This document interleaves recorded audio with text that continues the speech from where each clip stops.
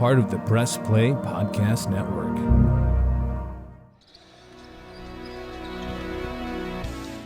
Iguodala to Curry, back to Iguodala, up for the layup. Oh, blocked by James. It's over. It's over. Cleveland is a city of champions once again. The Cavaliers are NBA champions.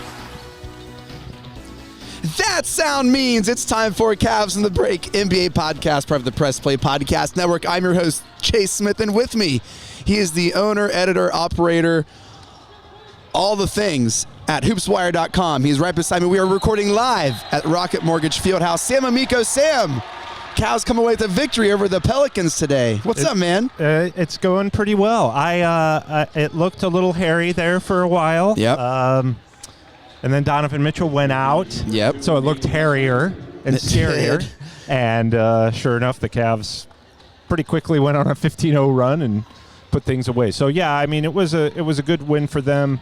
Didn't play their best game of the season, but managed to beat some old friends and David Griffin and Larry Nance Jr. and C.J. McCollum, the Canton native. So nice win for the Cavs, especially with the tough week ahead. Thanks in large part to 30 points from Darius Garland to go along with 6 rebounds and 11 assists. We had Jared Allen, 24 points, 11 rebounds. Evan Mobley, 19 points, 8 rebounds. Sam, Garland really took over the game when Mitchell went out in the second half. It was really his second half. It was impressive. It really was. It may have been his best second half of the season, other than that the Timberwolves game. He had a great game, but they lost that game. This game, they really needed somebody else, obviously, to step up. If you think about it, Chase, Garland had 5 points at halftime. I think he was 2 of 8 shooting at the time. Second half, 7 of 14 shooting, 4 of 6 on threes, and then finishes with 30 points. So, yeah, you're right. It was something that they needed,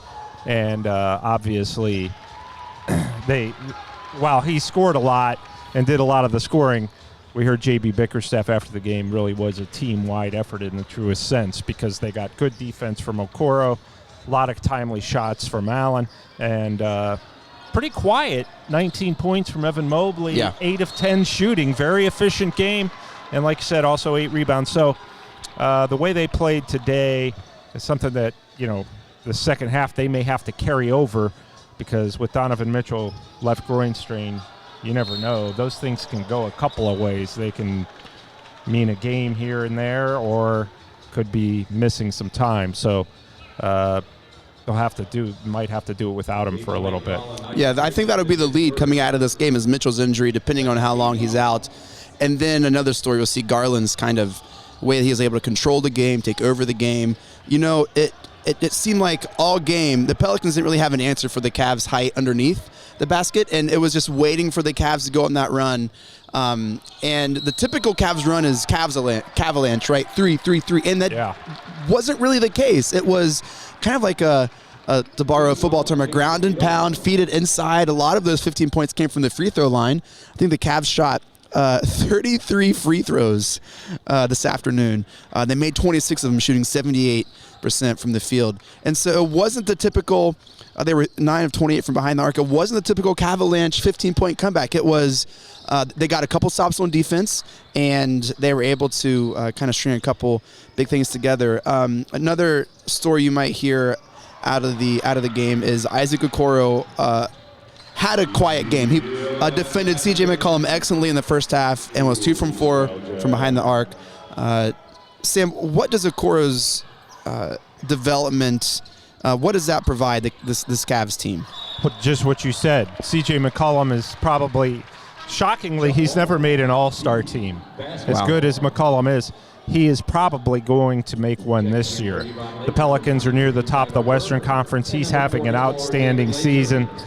What Okoro offers in this sense was he really made him, and Karis LeVert to a lesser extent, but Isaac Okoro, J.B. Bickerstaff said after the game, specifically pointed to Okoro. Yeah. If you can, if he can become kind of that wing, I don't want to say stopper, but slower downer. Official NBA word, slower downer. Yeah, I don't even know if that's any kind of word, but well, Bickerstaff used the word spacing, right? Creates spacing, yes. and makes the defenders go out and challenge that shot in the corner. And one of the things I love about Okoro's game, I'm taking a little victory lap on my Okoro Island here. He's had a great week, is he is excellent at slashing to the basket, whether it's from the corner or a pump fake and drive, and he's an excellent, strong finisher at the rim. And if he can really be consistent on that outside shot, it's going to just give this Cavs team something that they've been missing. Jarrett Allen in the postgame talked about how hard Okoro works on that shot. When they have a team shoot around, Jarrett Allen said Okoro is the first one in, the last one out. He puts in the work. And so really none of the players are shocked at this development because they've seen it over the course of the season and the offseason. But it's nice to see it finally translating in this game. Sam Rubio's first game home, the Cavs, Bickerstaff pregame said that he was going to be 15 minutes, limited to 15 minutes, played 17 tonight. What did you see from Rubio tonight that he provided this Cavs team? The same as always, and I think we've seen that in every game he's played already this season, the 3 that he's played. The ball keeps moving. He finds people where they want the ball, which is really, that's the highest compliment you can give a passer. Not that he has a ton of assists, but he gave people the ball like where they like it. And he does that so often, probably as much as anyone, if not more than anyone in the NBA. He's known that. That's when he came into the NBA. That was his specialty, and he's never lost that. That's really benefited a young team that, with a younger core that's still kind of finding its way. To have Rubio out there gets guys the ball where they like it. His teammates love seeing him out there because it's like, oh, yeah, I'm going to get a shot in my motion, Yep. Which is a big deal when you're talking about a league with elite athletes, awesome defenders, that can guard you in any way, shape, or form. To get just an extra little something to help your shot that provided by a teammate is huge. And that's what Rubio provides mostly. Obviously, just the morale boost that he gives these guys. And I think he's probably going to be a little bit up, and I don't want to say down because I don't think tonight was down, but a little bit up and kind of out there for a little bit, feeling his way around. So, And you saw that with some of the lineups, too. It seems like not only he's feeling that out, but Bickerstaff is trying to find these lineups that work with him. Garland, post-game, called him a wizard. Someone, I forget who, but they asked him about what's it like having Rubio on the court. He's like, he's just a wizard. Yeah. And I think that is such a great description of what he can do with the basketball, how he finds seams or lanes for the team and really sets them up for success. Sam, this was a really special. I don't get to cover a lot of Cavs games. You've covered. You're a legend here. At every time you walk in the hall, someone different's like, Sam, what's up, amigo? They don't always say nice things. You just heard him tonight. No, I just want to say thank you for the invite. It was cool to not only watch the team, but to watch you at work. No one knows that as Sam's watching the game, he is constantly posting articles, not only for Amico Hoops, but for his other websites that he manages and writes for and other blogs. I look over near the end of the game, and Sam already has this Cavs recap article written up, ready to put in all these stats and points. He just has placeholders. So it was great to see not only the wizards that work on the court, but the legend Sam at work right now. So Sam, it was really an honor. Thank you for inviting me. That's what you call being old. I've done this a long time. I think my first Cavs game as a full-timer part-timer was 2007. And then 2010, Fox Sports Ohio hired me full-time. My first day as a full-timer was the day LeBron James announced he was leaving for the Heat. Oh, really? So for a while there, I was like the losingest writer in the NBA after LeBron left. But what I was going to say mostly is, the great thing about this team is when LeBron James leaves an organization, you expect them to immediately stink. And for a year or so, the Cavs did. You kind of thought it would happen for a lot longer than that. So I give Kobe Altman and JB Bickerstaff and the rest of the Cavs front office and coaching staff a great deal of credit, Chase, for putting together a product that is really a lot of fun to watch, fun to cover, and looks to be going places. You know, I had a ton of fun. As Sam was writing for his blog, I followed the game on Twitter and was posting updates. With this victory, the Cavs improved to 28-7. I'm trying to pull this up here. I'm so sorry. 28-17. 28-17. Angling themselves for a home court advantage in the playoffs, which right now I think they're the 4th team in the East behind the Celtics, Bucks, and the Nets, who are playing well. Sam, how do you feel the outlook is for the Cavs to keep that 4th seed? You feel like it's a pretty good outlook? You would think so. You know, again, it's all going to come down, not all of it, but a lot of it's going to come down to who's the healthiest.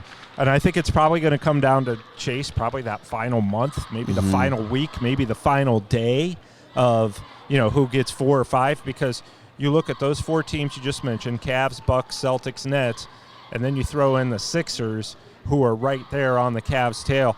Those 5 teams right there, you're talking about the top 5 seeds in the East, presumably, okay? If everybody stays Sixers healthy. are concerning. Well, I mean, right now you would look and you would think that the Cavs, if the playoffs were to start today, would face Joel Embiid, James Harden, Tobias Harris, and the Sixers. Yeah. I mean, that's a very veteran team, a very playoff-savvy team, and they're very, very capable of winning road games. And in the playoffs, you got to win a road game usually to advance. So that would be a scary matchup. But, again, you know, a lot of things can happen. We see Kevin Durant is out for a little bit. The Nets could potentially slide down. The Cavs move up to 3, maybe a 6 seed. You know, they play. It'd be a lot different story if they're playing the Pacers or somebody in the first round as opposed to the Sixers. Yes, the 76ers definitely are capable of winning on the road in the playoffs. I would want home court advantage even though they are a veteran team. I would still want home court advantage against them. I would not want to go to Philly. No, in absolutely Philly for a playoff series be, against the that'd 76ers. That'd be a tough challenge for this young team, and it's so hard to keep that in perspective. This is a young team. Well, compared to the teams I just listed, Chase, the Bucks have won a championship 2 years ago. The Celtics were in the finals last season. The Sixers have Embiid and Harden and Harris, who's an underrated veteran for them. And then you throw in the Nets who have Durant. Championship. I mean, and then you throw in the Cavs roster, which, I mean, you have Mitchell, Garland, very nice players. Mobley, second-year guy. Allen, a young guy. I mean, Okoro. These are your core guys who are young, you know, so they don't – and Chase, how many of these guys have even tasted the playoffs? Donovan Mitchell. That's about it. They got a whiff last year before Trae Young put a stop to that. Yeah, I mean, these other teams have been on deep playoff runs, their core, and they're veteran squads, and guess what? It's a different ball game in the playoffs. Yeah. These veterans know how to do it, and the Cavs have, you know, other than like Kevin Love and Mitchell, really haven't gotten a long taste of that. Yes. Yeah, Sam, we're going to take a quick break. When we come back, we're going to look at the Cavs' schedule for the rest of the week. Seems to have a pretty interesting challenge ahead of them. And stick around, Cavs on the break, live from Rocket Mortgage Fieldhouse. We'll be right back. The wait is over. DrafKings Sportsbook, an official sports betting partner of the NFL, is officially live in Ohio. Now you can legally bet on all your favorite sports anytime and anywhere right here in the great state of Ohio with DraftKings. And for a limited time, new customers who sign up with the promo code P3Cavs will receive $200 in bonus bets instantly.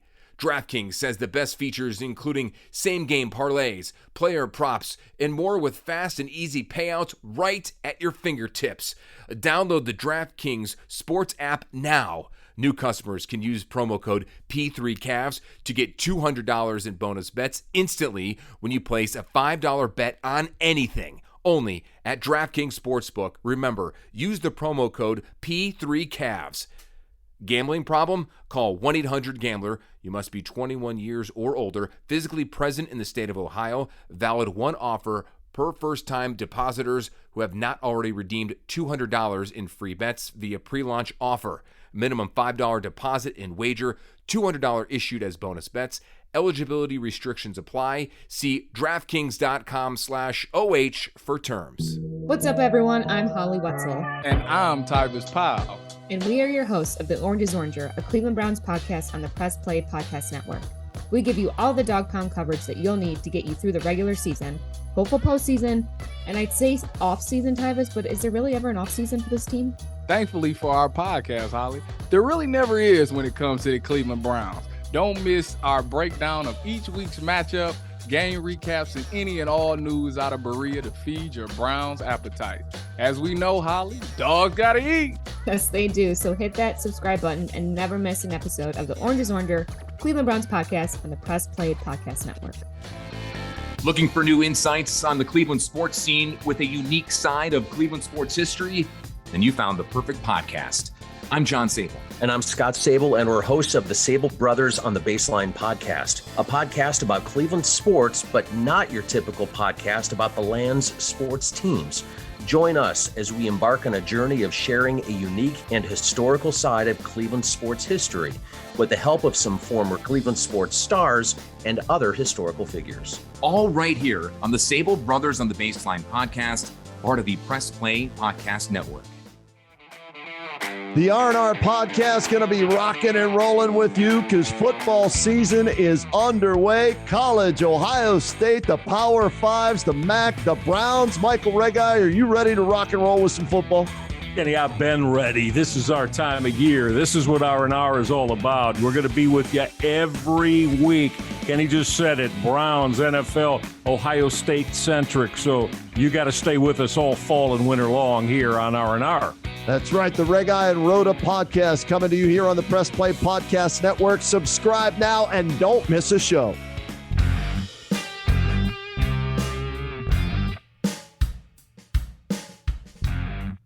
Hey everybody, I'm Gary. And I'm Jason. Opening cards as a kid, no matter what was in the pack, you always had that stick of chewing gum. Well, it turns out Gary and I opened up a box of 86 Tops last year, and let me tell you, the chewing gum does not age well.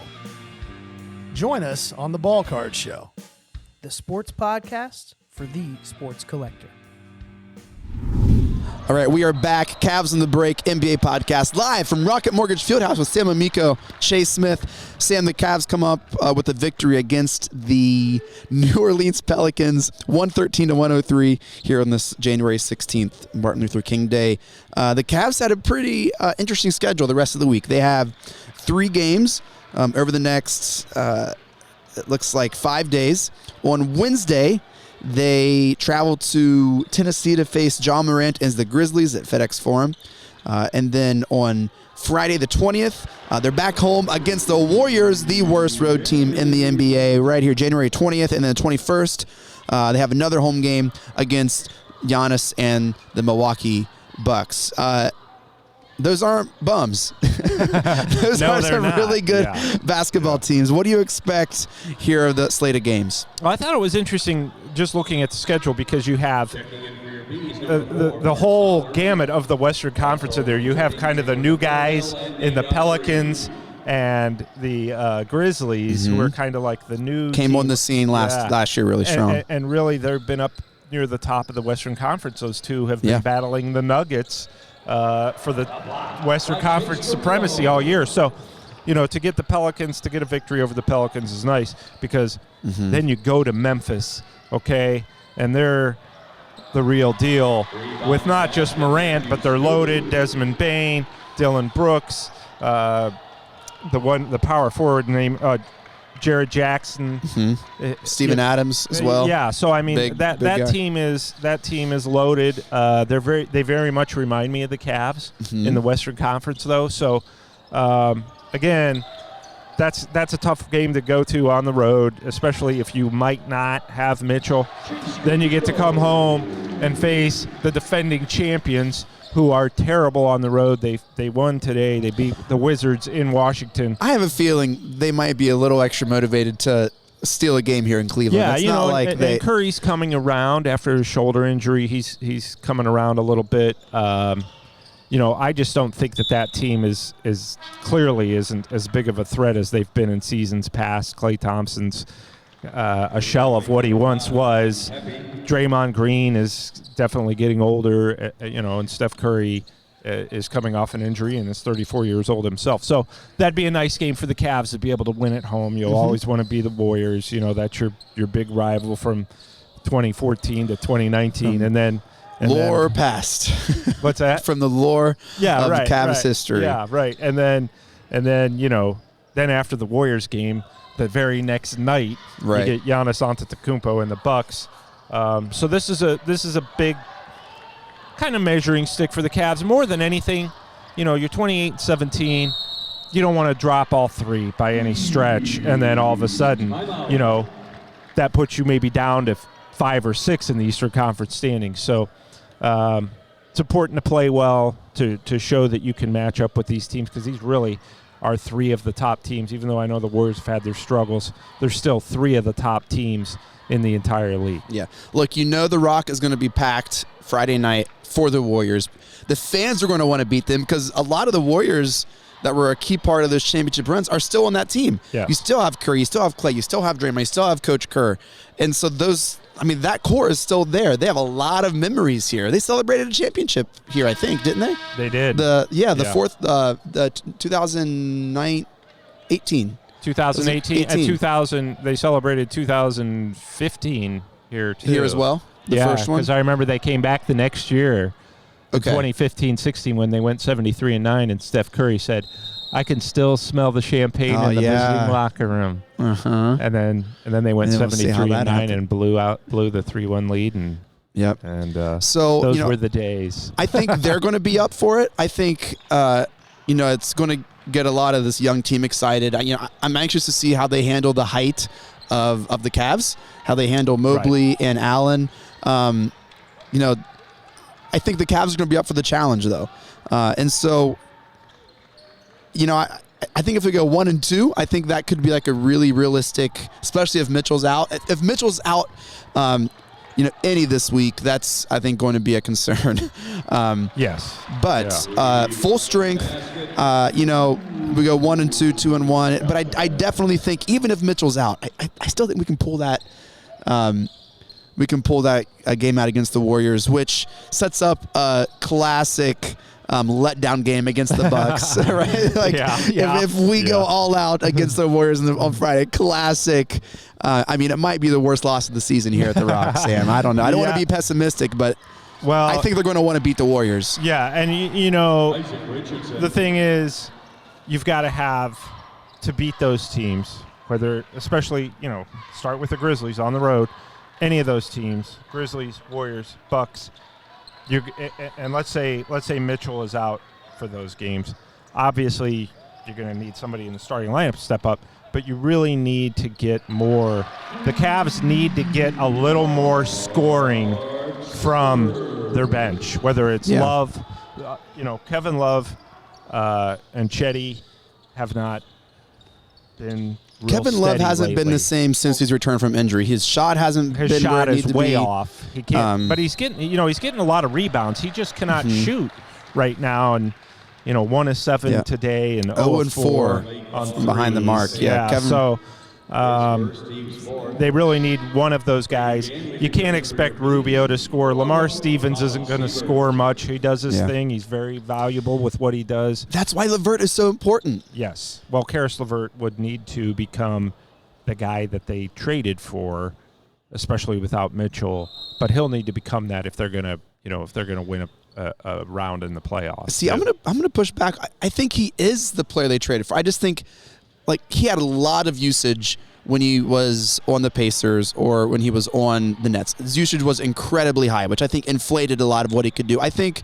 he played 15 minutes tonight and put up 8 points on 5 shots, right? And one, he is aggressive with the ball, which is what you want. And I think for the role he is here, for the Cavs, I think he's great. His usage isn't where it was with those teams when he started or when he was playing 38 with the minutes. Pacers, right? I think he needs to still get a little more comfortable on his drives. Number that's one. Number two, he's got to start knocking down some threes. He only took one today, but he's got to start. I think I don't. It doesn't seem like he's real confident in that. Yeah. He's not been bad by any stretch. He's just not been. Yeah. The fifth. Even if they, I think more what they would like from him off the bench is 12 to 15. Yeah. Because right now they're not getting that from anybody off the bench. He had 8 today, and he led them in scoring, in bench scoring.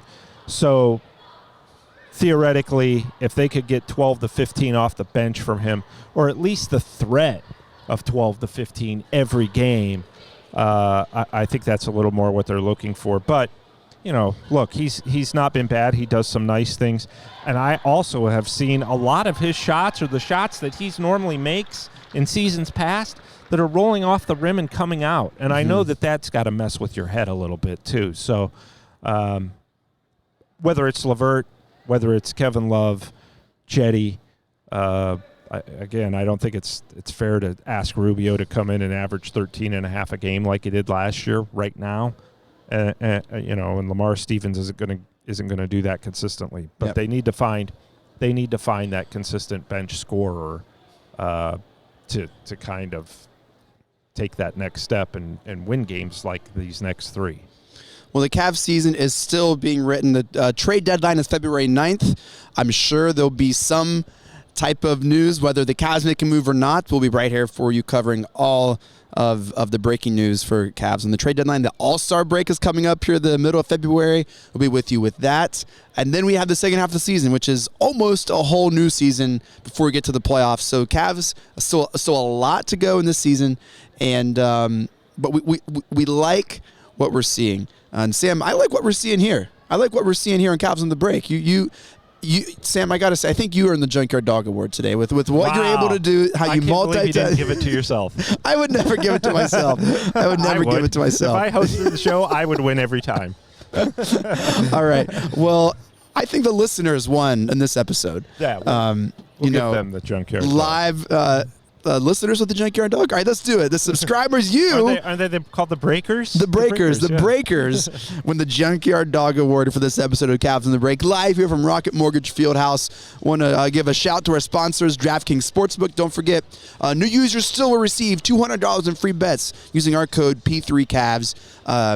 So go to DrafKings Sportsbook for all of that information. Terms apply, must be 21 years or older, and in Ohio for that term. You can follow Sam online at Amico Hoops or at HoopsWire.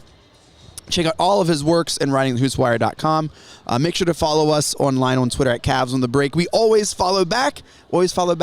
And we just thank you so much for checking this out. Sam, any final thoughts, my man? Yeah, will you promise to come to a game with me again soon? I would love to. We got to find, it's got to be that perfect day, perfect time. This 3 o'clock game, I know the players said it was really weird and difficult, but it works for me. I don't know. They should do this all. I'd be great with this all the time. I love these games. Yeah. All right. Well, Sam, thank you so much. And Mike Breen, take us out. Congratulations, Cleveland. Your decades-long wait is finally over. The Cavaliers are NBA champions.